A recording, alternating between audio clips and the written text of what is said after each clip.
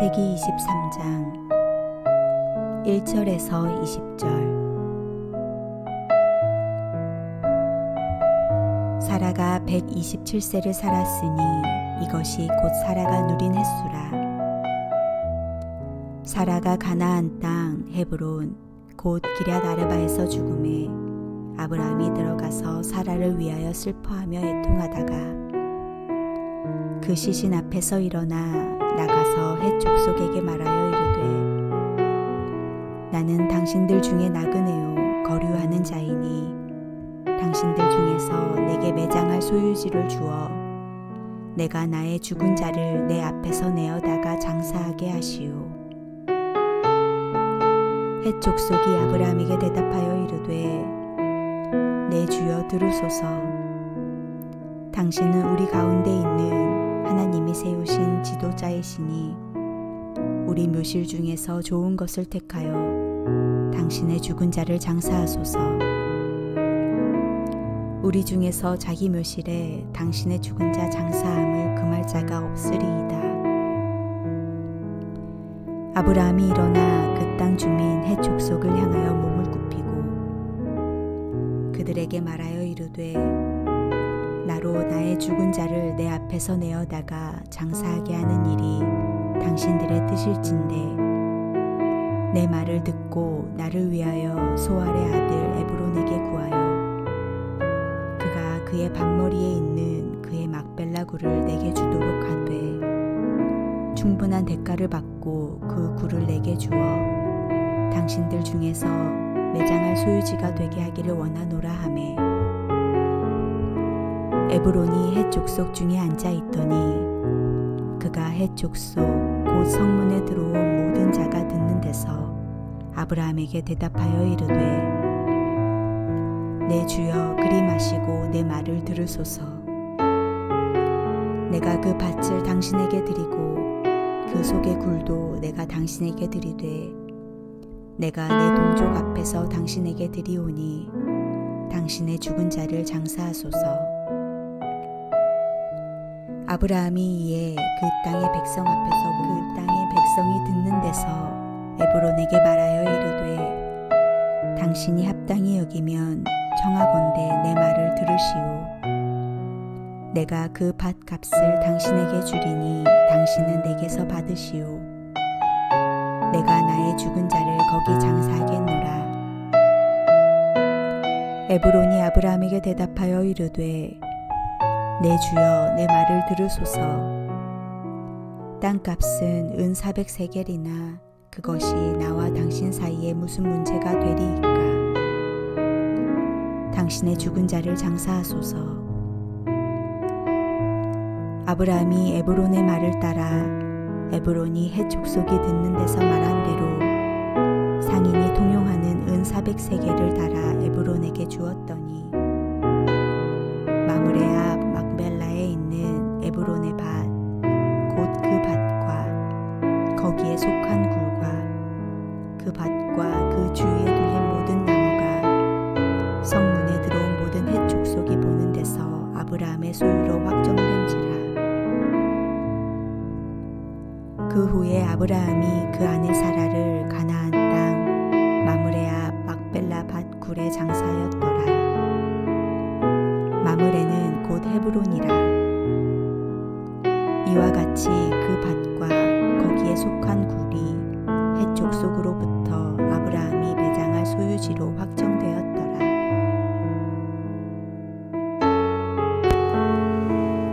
약속의 땅을 향한 삶의 긴 여정을 동행했던 아내 사라를 떠나보낸 아브라함은 아내를 장사 지낼 만한 땅을 구입합니다. 이것을 계기로 아브라함은 하나님께서 약속해 주신 땅을 작게나마 소유할 수 있게 되었습니다. 창세기라는 전체적인 틀에서 보면 21장에서 이삭을 통하여 자손에 대한 약속이 성취되기 시작했으며 드디어 막벨라 굴을 매입함으로 땅에 대한 약속이 성취되기 시작하고 있습니다. 비록 아브라함이 샀던 막벨라 땅은 약속된 가나안 땅의 일부에 불과했지만 이는 하나님의 약속이 실현되는 첫 걸음이었습니다. 눈여겨볼 수밖에 없는 이 땅을 사는 과정에서 아브라함이 보여주고 있는 그 삶의 내용과 그 안에서 하나님의 약속을 이루어 가시는 방식을 우리는 볼 수 있습니다. 아브라함의 이웃은 값없이 그 땅을 주려고 하지만 아브라함은 끝내 값을 지불합니다. 이 땅 막벨라 굴에 있는 헤브론은 후일 유다 지파 갈렙의 삶의 근거지가 되고 다윗이 왕으로 옹립되는 중심지가 됩니다. 살아있는 자는 나그네의 삶이 가능하지만 죽은 자는 땅에 묻혀 안식해야 되는 것이 인생입니다. 살아야 안식할 곳을 위하여 아브라함은 가나안 땅의 일부를 소유할 필요를 느끼게 됩니다. 아브라함은 사랑하는 아내의 죽음 앞에서도 하나님께서 주신 땅에 대한 약속을 기억하며 그 땅을 얻기 위해 최선의 노력을 다하고 있습니다. 아브라함은 햇사람 소알의 아들 에브론의 소유지인 막벨라 굴을 눈여겨보았고 그 땅을 구입하려고 합니다. 우리는 아브라함이 땅을 구입하기 위해 햇사람과의 흥정하는 과정을 통해서 그가 어떤 삶을 사는지를 들여다볼 수 있습니다. 아브라함은 그 땅의 일부를 충분한 대가를 주고 사려고 합니다. 이 이야기를 들은 소알의 아들 에브론은 공짜로 그 땅을 주겠다고 합니다. 하지만 아브라함은 충분한 가격을 지불하겠다고 합니다. 사실 아브라함의 이웃은 3번씩이나 값없이 그 땅을 주려고 제안하지만 아브라함은 끝끝내 거절하고 그 값을 지불합니다. 그것도 넉넉하고 충분한 대가를 말입니다. 우리는 3-4번에서 그쪽에서 양보하면 대부분 받아들입니다. 그러나 아브라함은 3번을 지나고 결국 4번째에 은 400세겔을 주고 그 땅을 삽니다. 아브라함이 복을 받아 돈이 차고 넘쳐서 그 돈을 자랑하기 위해 그 땅값을 주겠다고 주장하진 않았을 것입니다. 그렇다면 왜 굳이 고집하며 땅값을 지불했겠습니까? 그것은 관계를 위한 것이었습니다. 사람의 마음을 얻는다는 것은 결코 쉬운 일이 아니기 때문입니다. 아브라함은 이웃과의 관계를 어떻게든 잘 해내려고 하는 마음이 있었습니다. 아브라함은 부인과의 관계, 아들과의 관계, 하갈과의 관계, 조카와의 관계 등 여러 사람들과의 관계를 여전히 아름답게 형성해 가려고 애써 왔습니다. 관계를 소중히 여기는 그의 삶의 자세는 여전히 유지되고 있다는 것입니다. 일전에 아브라함은 마므레 상수리 숲을 근처인 바로 이곳에서 나그네로 대접받았습니다. 그런데 또한 그는 그곳에서 하나님의 사람들을 나그네로 대접했습니다. 자신이 나그네임에도 불구하고 다른 사람과의 관계를 소중히 생각하고 처신하였던 것입니다. 그는 나그네를 대접하는 자리에서도 스스로 나그네임을 자처하는 자리에서도 일시적 관계나 자기 편할 대로의 관계로 생각하고 처신하지 않았습니다. 그가 얼마나 사람과의 관계를 신중히 맺으며 살아왔는가 하는 것은 그 주변 사람들의 아브라함을 후대하는 목소리를 통해서 확인할 수 있습니다. 뒤에 가면 우리가 아는 그대로 다메섹 엘리에셀을 통해서도 그 사실을 확인할 수 있습니다. 우리가 혼자 믿음이 있노라 하면서 이웃과의 관계 속에서 그 믿음을 드러내지 못한다면 과연 그 믿음이 가치 있고 바람직한 것인지 우리는 심각하게 돌아보아야 할 것입니다. 하나님과의 관계를 진정으로 올바르게 정립한 자는 사람과의 관계도 귀히 여기기 마련이며 그것이 인격적 하나님, 상식과 예의를 결코 등한시하지 않으시는 하나님을 진정히 따르는 삶의 자세일 것이기 때문입니다. 이웃과 세상을 향한 따뜻한 시선이 없다면 하나님을 사랑한다고 말할 자격이 없습니다.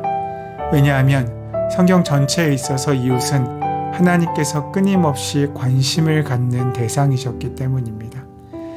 아브라함은 바로 그 이웃과 아주 원만한 관계를 가졌던 것입니다. 대개의 경우 사람이 경황이 없으면 사리를 분별하지 못하고 주어야 할 것과 받아야 할 것을 구분하지 못하기도 합니다. 그러기에 더욱더 아브라함의 삶의 자세, 그 삶의 내용은 그가 주변 사람들에게 하나님을 소개하는 계기가 되었다는 점에서 돋보입니다. 여기서 중요한 것은 어떻게 아브라함이 하나님의 백성으로 사람들에게 드러났는가 하는 것입니다. 바로 이런 삶의 자세로 인해 헤브론 사람들은 당신은 우리 중에 하나님의 방백이다라고 말하게 되는 것 아니겠습니까? 아브라함이 무언가 기적적 체험을 그들에게 보여주어서 그런 말을 들은 것이 아닙니다.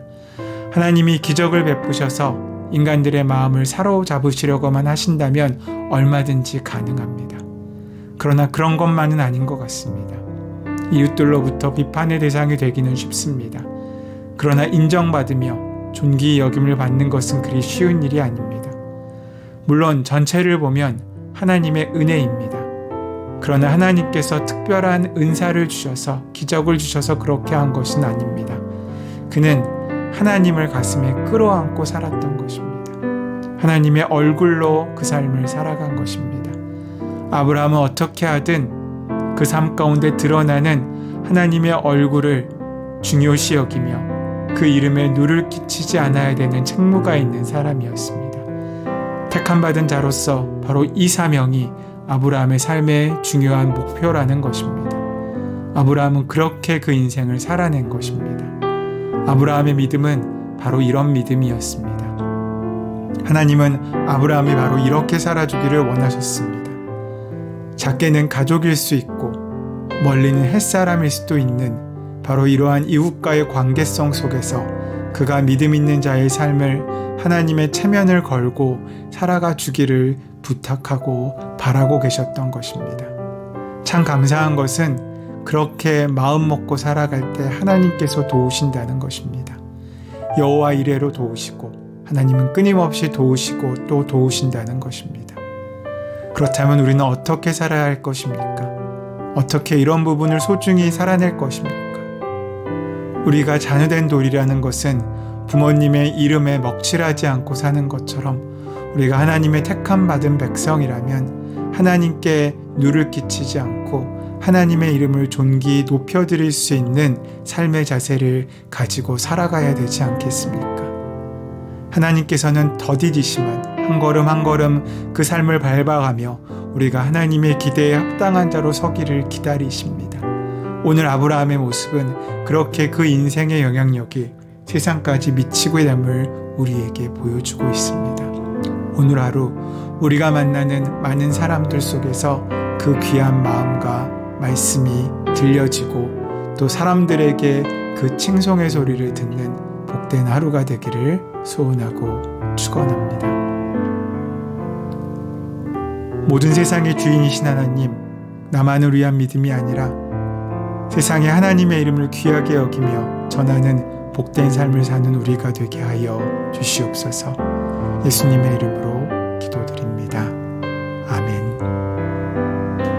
이제 주신 말씀을 기억하고 가슴에 묻으며 가슴에 심고 그 말씀을 온전히 열매로 맺는 귀한 삶을 살기 위하여 함께 기도하는 시간 갖도록 하겠습니다.